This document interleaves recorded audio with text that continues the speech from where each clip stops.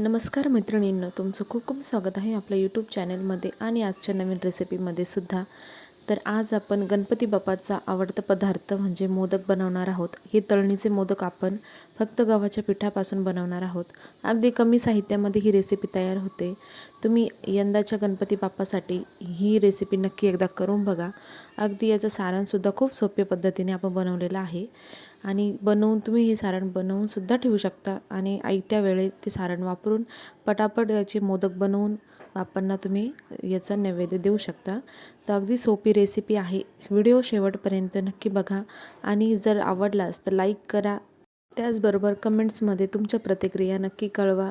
चॅनलवरती नवीन असाल तर सबस्क्राईब नक्की करा.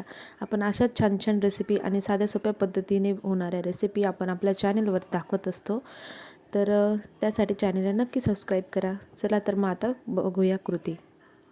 तर इथे मी सर्वात प्रथम एक भांडं घेतलेलं आहे. त्यामध्ये आपल्याला गव्हाचं पीठ घ्यायचं आहे. जे तुम्ही रोज पोळ्या करतात तेच गव्हाचं पीठ आपण इथे घेतलेलं आहे. तर त्यामध्ये इथे मी 2 चमचे रवा टाकणार आहे. हा बारीक रवा आहे. तर बारीक रवाच यासाठी तुम्ही वापरा. जर जाड असेल तर थोडा मिक्सरला बारीक करून घेतला तरीही चालेल. इथे मी 2 चमचे यामध्ये रवा टाकून घेतलेला आहे. तर इथे मी गव्हाचं पीठ 1 वाटी घेतलेलं आहे. 2 चमचे रवा घेतलेला आहे. थोडंसंच मी इथे मीठ टाकलेलं आहे. मीठ तुम्ही अगदी कमी टाकायचं आहे कारण आपण गोडाचा पदार्थ बनवणार आहोत. तर अगदी टेस्ट बॅलन्स होण्यासाठीच आपण फक्त इथे मीठच वापर केलेला आहे. आणि 2 चमचे इथे मी कडकडीत तेलाचं मोहन घेतलेलं आहे. तेल अगदी कडकडीतच ठेवा. तुम्ही हवं तर या ठिकाणी तुपाचा सुद्धा वापर करू शकता. तर इथे मी संपूर्ण तेल इथे टाकून घेतलं आहे. सुरुवातीला याला चमच्याने आपण मिक्स करून घ्यायचं आहे कारण की आपलं तेल अगदी गरम आहे.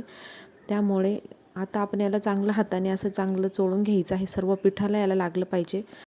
पीठ हातात घेतल्यावरती त्याचा गोळा झाला की समजायचं अगदी तेलाचं मोहन परफेक्ट पडलेलं आहे.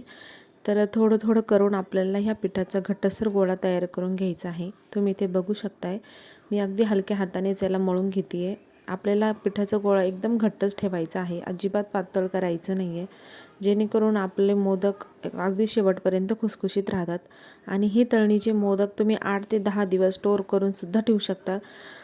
तर अगदी जसल्या तसेच राहतात, खुसखुशीत आणि खमंग होतात.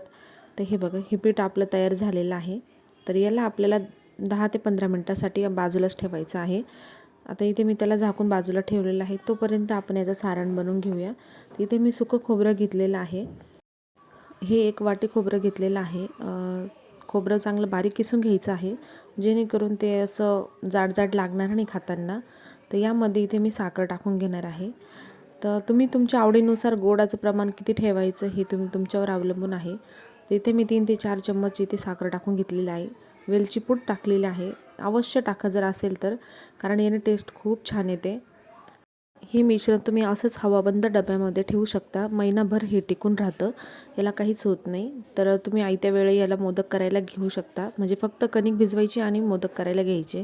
प्रत्येक वेळी सारण बनवायचं टेन्शन इथे नसतं. तर हे बघा, आपलं पीठसुद्धा छान मुरलेलं आहे. याला चांगलं एकदा मी मिक्स करून घेणार आहे.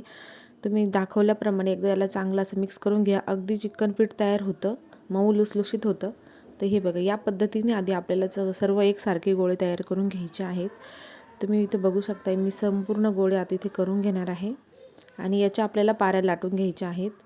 तुम्ही हवं तर एक एक पारी करून सुद्धा हा करू शकतात आणि न लाटताही हातावर तुम्ही पटापट पाऱ्या याच्या करू शकतात. तर इथे मी एकसारखं येण्यासाठी मी संपूर्ण अशा पुऱ्यांसारखे आपण लाटून घेणार आहोत. तर हे बघा, आधी पातळ पण लाटायचं नाही आहे, खूप जाड पण ठेवायची नाही आहे, जेणेकरून आपली ज्या वेळेस आपण मोदक तळू तर ते जास्त वरचं सारण आपलं म्हणजे जे पारी असते ना ती जास्त जाड पण लागणार नाही खाताना. तर अगदी खुसखुशीत बनली पाहिजे यासाठी आपण इथे अशा पाकळ्या बनवून घ्यायच्या. 2 बोटांमध्ये धरून अशा याच्या पाकळ्या करून घ्यायच्या आहे. तर हे बघा, आणि चमच्याच्या साहाय्याने अगदी 1-2 चमचे आपण यामध्ये सारण टाकून घेणार आहोत. तर इथे बाजूला माझ्या लहान मुलाची गडबड चालूच असते. त्याला थोडंसं पीठ कायम खेळायला लागतं, तर ते काम करता करता ते सुद्धा बघावंच लागतं. तर हे बघा, छान अशा पाऱ्या पडलेल्या आहेत. म्हणजेच मोदकाच्या पाकळ्या अगदी छान पटापट तयार होतात. आणि हलक्या हाताने याला असं जवळ करून घ्यायचं आहे आणि वरचं जे अतिरिक्त पीठ आहे ते तुम्ही काढून टाकू शकता जर जास्त आलेलं असेल तर. तर हे बघा, असं छान मोदक तयार झालेला आहे. तुम्ही बघू शकताय किती सोपी रेसिपी आहे. तर अगदी झटपट होते, अगदी कोणीही बनवू शकतं. तुम्ही बॅचलर असाल किंवा कोणीही असाल तर अगदी सहज बनवू शकतात. तर या पद्धतीने अशा लाटून ठेवायच्या आणि झटपट मोदक तयार करून घ्यायचे. अगदी पटापट होतात ह्या पद्धतीने जर तुम्ही केले तर. एक एक पारी लाटायची, मग ती भरायची, त्यामध्ये थोडासा वेळ जातो. तर मी तर ह्या पद्धतीनेच करते, अगदी पटकन होऊन जातात आणि लगेच तळायलासुद्धा आपल्याला घेता येतात. हे बघा, या पद्धतीने मी आता संपूर्ण मोदक तयार करून घेणार आहे. तर आपलं इथे मोदक तयार झालेले आहेत. तेवढ्या सारणामध्ये आपण जवळजवळ 12 ते 13 मोदक बनवलेले आहेत. तर ते पण अगदी छोटे छोटे नाही, तर थोडीशी मिडियम साईजच ठेवलेली आहे. तर हे तळल्यानंतरही थोडेसे फुलतात. तर इथं कडकडीत तेल गरम करून घ्यायचं आहे आणि गॅसची फ्लेम थोडीशी कमी करून घ्यायची आहे. असं थोडासा गोळा टाकून चेक करून घ्यायचं आहे, जेणेकरून पटकन असं बुडबुडा येऊन वरती येतो. तर आपलं परफेक्ट तेल गरम झालेलं आहे. तर इथे मी आता संपूर्ण मोदक असे सोडून घेणार आहे. तुम्ही इथे बघू शकताय, आपलं तेल अगदी परफेक्ट गरम झालेलं आहे. त्यामुळे तेलामध्ये सोडल्याच अगदी मोदक मस्त तळायला लागलेले आहेत. हे बघा, काही मोदक असे टाकल्यानंतर लगेच उलटे पालटे होतात त्या तेलामध्ये, तर काहीच अडचण येत नाही. तर मोदक आहे ते तसेच होणार आहेत तळायच्या वेळेस. तर थोडंसं आपण त्याला हलवत राहायचं, म्हणजे जेणेकरून ते सर्व एक आकारावरती, एकाच रंगावरती तळल्या जातील. तर तुम्ही ते बघू शकताय, संपूर्ण तेलामध्ये मी एकाच टायमाला सर्व मोदक तळून घेणार आहे. तर जेवढे बसेल तेवढेच मोदक टाकायचे आहेत. इथे बघू शकता माझे सर्वच मोदक यामध्ये मी तळून घेतलेले आहे. तर अगदी सोपी रेसिपी आहे, एकदा नक्की करून बघा. तळणीचे मोदक हे खायलासुद्धा खूप छान लागतात. तुम्ही ह्या वेळेस गणपती बाप्पांनासुद्धा हे मोदक तुम्ही नक्की करून खाऊ घाला, कारण की अगदी सोपी रेसिपी आहे, झटपट होते, मुलांनासुद्धा खूप आवडतात. आणि महत्त्वाचं म्हणजे 8 ते 10 दिवस ही मोदक जसल्या तसेच राहतात. अगदी क्रिस्पी, कुरकुरीत आणि खमंग होतात. तर एकदा नक्की करून बघा.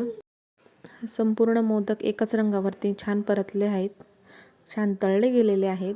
तर हे बघू शकता तुम्ही. तर आता आपण याला काढून घ्यायचं आहे. तर हे बघा, असे छान तळल्यानंतर ते अगदी कुरकुरीत बनतात. याचा कलर बघा तुम्ही किती छान आलेला आहे. बघताच असं वाटतं की लगेच याला खाऊन घ्यावं, परंतु बाप्पाला आपल्याला नैवेद्य दाखवायचा आहे. तर इथे मी संपूर्ण मोदक काढून घेणार आहे एका याच्यामध्ये. तर याचं तेल चांगलं सर्व काढून घ्यायचं आहे. तर हे बघा, थोडेसे थंड होऊ द्यायचे आहेत. तर अतिशय क्रिस्पी आणि कुरकुरीत मोदक तयार झालेले आहेत. धन्यवाद.